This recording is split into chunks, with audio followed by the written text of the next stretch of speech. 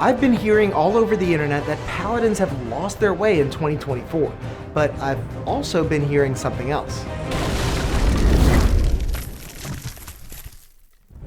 First off, if you're curious about what happened to the poor Paladin in the new 2024 rules, I have a video on that you'll want to check out first.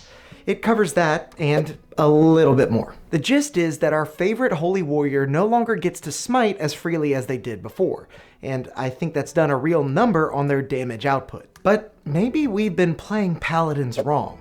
There are honestly some great new spells on the Paladin spell list, like Divine Favor and Magic Weapon that can add damage to your attacks. They're kinda like Hunter's Mark, but without requiring concentration.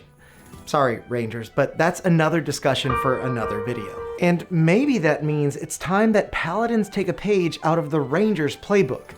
Maybe it's not about landing bigger attacks anymore, and maybe we should be looking for quantity over quality. After all, an extra 1d4 radiant damage from Divine Favor on every hit is going to stack up a lot quicker that way, and it'll allow you to smite more consistently too, since we can only do that once per turn now anyway. But is picking up an extra weapon instead of one big two-hander really gonna make that much of a difference? I actually just finished playing a Paladin in one of our live stream campaigns.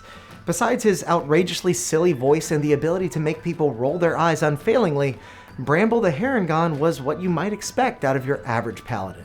As a noble warrior of the Order of the Jackalope, I will do my best to free the people of Torvotha from this crippling Tyrannith rule. This guy's serious right now? He wore heavy armor, invested in his strength stat, and swung around a big maul on behalf of a greater holy power. We were only level 3 or 4, but I definitely felt some shortcomings with my rascally rabbit. How much better would my experience have been using the newer approach? Let's find out. I'd like to use this character to compare against that alternate build that uses more than one weapon. So first, let's have a look at the original Bramble Backfoot. Bramble was a pretty skittish kid and often fled at the first sign of trouble. As you might imagine, he didn't have very many friends and often preferred the solitary company of his own imagination. And so his family hoped to embolden him by spinning tales of a mysterious order that dwelt within a nearby forest, the Order of the Jackalope. It was this order's solemn duty to protect the forest and all those who dwelled within. Bramble didn't need to be afraid anymore because the Order was always watching. The stories work maybe a little too well. Bramble grows to become quite courageous, but instead of making friends, he spends much of his time attempting to earn his way into the hollowed ranks of the Jackalope Order. Most notably, using the point buy method. His training earns him a 15 in strength, and he'll get a 15 in charisma thanks to his newfound confidence. A custom background will bring those to a 17 and 16 respectively. To mask his insecurities, Bramble wears a heavy suit of armor and trains himself to masterfully wield big, intimidating weapons like the Maul and Warpick. With this, he certainly looks the part and will end up with at least an 18 AC. Eventually, he even begins to manifest the powers of this fake order and becomes an Oath of Ancients Paladin. The subclass choice here is mostly irrelevant, but our choice of weaponry certainly isn't. I like the Maul since it's one of the only options that offers a 2d6 damage roll. That helps to mitigate low damage rolls, and it'll do even more as Bramble levels up. Not to mention the topple weapon mastery can be pretty debilitating once we get multiple attacks per turn. The Warpick is another favorite of mine for a frontline character since its mastery property will often force enemies into disadvantaged attacks against us. As for spells, Bramble invokes Divine Favor as a bonus action nearly every combat for an extra 1d4 radiant damage on every hit. So early on, most of our attacks will end up as 2d6 bludgeoning damage, 1d4 radiant, and the possibility of knocking an enemy prone. Then with the Great Weapon Fighting style at 2nd level, we'll be able to ensure that all of those dice rolls are at least a 3, for a minimum of 12 damage on every attack, after we factor in our strength modifier. Usually I'm not a huge fan of this fighting style, but it tends to work out a little better since we're rolling so many small dice, especially if we decide to throw in some d8s for a smite on top of everything else. Would I like to smite more often than once per turn? Absolutely.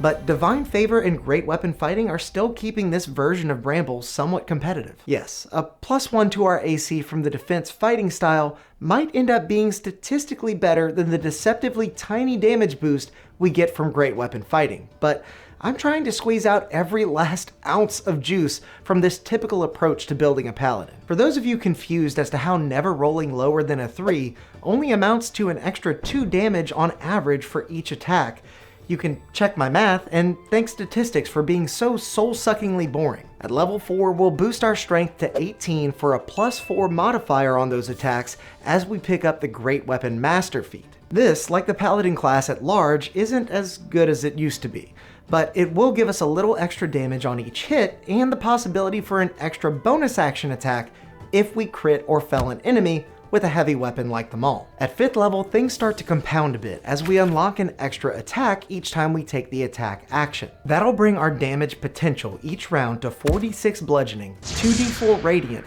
twice our proficiency bonus and extra damage, and 2 chances to knock our enemy prone. Or better yet, knock them out so we get another attack using our bonus action. Keep in mind that every dice roll will end up as at least a 3, which is nice, especially as we begin to add up d4s. So long as we hit with 2 attacks, that'll bring our minimum damage up to 32 after we factor in our modifier. And that's without smiting too. We can also go for a more tactical approach by using both of our weapon masteries as we swap out our Maul for our war pick on each attack. A strategy that I detailed in my weapon juggling video a few months ago. But that tends to overcomplicate the amount of math I'm willing to do, so I'll just consider Bramble's damage with his Maul for now. At level 8, we'll keep things simple and take an ability score improvement for a +5 strength modifier, and then level 11 will get us the most consequential paladin feature of this entire comparison. Radiant Strikes. This feature will simply grant us an extra 1d8 radiant damage on top of every weapon attack we land, meaning that our minimum damage with 2 attacks is now something like 40 points without smiting a single time. Nothing I like more than a defenseless ne'er-do-well. What? And along the way, you can bet that we will be smiting with our additional spell slots. We'll also be free to utilize other spells like Magic Weapon for another +1 to attack and damage rolls since the spell no longer requires our concentration. And that'll free us up for other concentration spells like Bless so we can land more attacks a lot more often. Watch, I'll bless you real quick. Now try and hit the like and subscribe buttons. It should be a lot easier. Now I won't bore you by taking both of these builds all the way to level 20. We really just want to compare them against each other. So let's reimagine Bramble's backstory a bit. You know everything you are? Don't. Back at level 1, perhaps Bramble doesn't attempt to embody the visage of a typical paladin. Maybe he plays to his strengths or dexterity instead. As a fleet-footed Harengon, Bramble is fast, and he knows it. This time we'll give him a 17 in dexterity and the same 16 in charisma. Moreover, we'll give him a short sword and a scimitar to wield as he takes full advantage of the light property in order to make 2 attacks per turn as early as level 1. With just that change, our early damage is going to increase by an extra 1d4, assuming we already have Divine Favor up since our second attack will eat our bonus action. But if we take Weapon Mastery for the short sword and scimitar as well, then our short sword will give us advantage on the second attack thanks to Vex, and our scimitar's Nick Mastery will keep our bonus action free. So at just level 1, we can initiate Divine Favor and attack twice for 2d6 plus 2d4 before adding in our dexterity modifier. That does mean we'll miss out on the chance to knock an enemy prone, but that wasn't super valuable at this point anyway. This version of Bramble also may not have the strength needed for plate armor, so we'll don some half plate instead for an AC of 17 rather than 18. However, it is actually possible to utilize a shield with this version of the build. It's a little complex, so I won't deal it here, but I did go over it in depth during my weapon juggling video. Just know that it's a little crunchy and not every table will allow it, even if it is rules as written. With that foundation laid, let's have a look at the rest of this alternate paladin. At second level, we'll take the 2-weapon fighting style this time so that we can add our dexterity modifier to both attacks we make instead of just one of them. This change is simple enough and still sees us as somewhat comparable to our first build at this stage. An average of 18 damage versus the old average of 15, assuming all attacks hit, no crits, and no smiting. Smiter, no smiting. And that may raise a red flag for you. Earlier I talked a lot about Bramble's minimum damage, and I wasn't misspeaking. The minimum amount of damage for the first Paladin build at 2nd level is 12. But the reality is that the minimum damage actually isn't all that far off from the average when you convert all those 1s and 2s into 3s. So while it is possible that this Paladin underperforms the other one, it's actually pretty unlikely.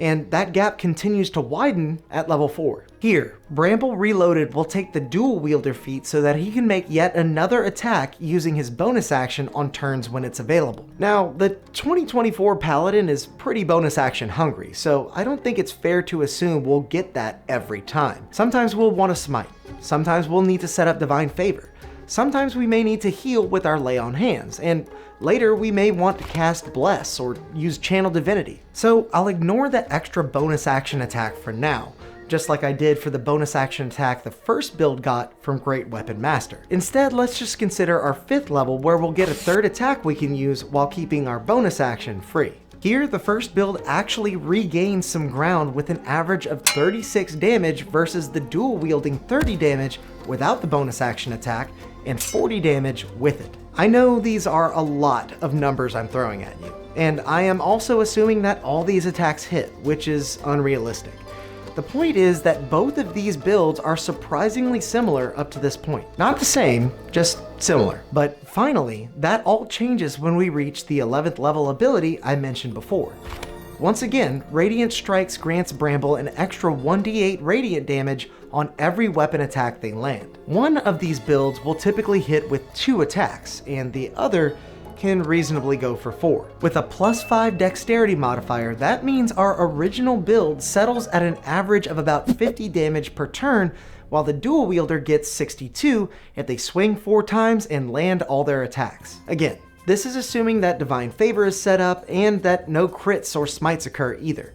And the second build would certainly be better for that, with roughly a 25% chance to crit on each turn. There's even more to explore here if you want to run a Vengeance Paladin that gets access to Hunter's Mark without multiclassing and balancing 4 different stats. But without getting too caught up in the weeds, I want to ask you something. Is that 12-point difference in average damage as vast as you thought it might be?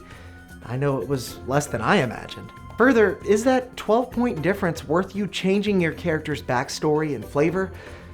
I'm not sure it is for me personally. The point I want to make here is somewhat nuanced, and I don't want to lose it in all the janky math and probability. First, if you want to spend your efforts creating the most effective build that you can, there's nothing wrong with that. And a character's flavor and mechanical efficiency isn't as mutually exclusive as some might have you believe. But in the same breath, if you want to design a rabbit folk in heavy armor that swings around a big hammer, don't let the math stop you. Moreover, find a table and playgroup that jives with your approach or is accepting of how you play. I know our live streams are full of role players and min-maxers alike. Often they're one and the same. Some of my players even like to use the Paladin beard oil from Tabletop Beard so they can smell like their characters. Talk about immersive. You can help support the channel by picking some up with our 20% off code and by following the link in the description below. They're not sponsoring this video or anything, we just get a little kickback whenever you use that code and we like them a lot. But more concisely, no, I don't think every Paladin needs to dual wield now. The important thing to know is what you want to do now that you have all the information you need at your disposal. Regardless of what you decide, go out there and make some chaos.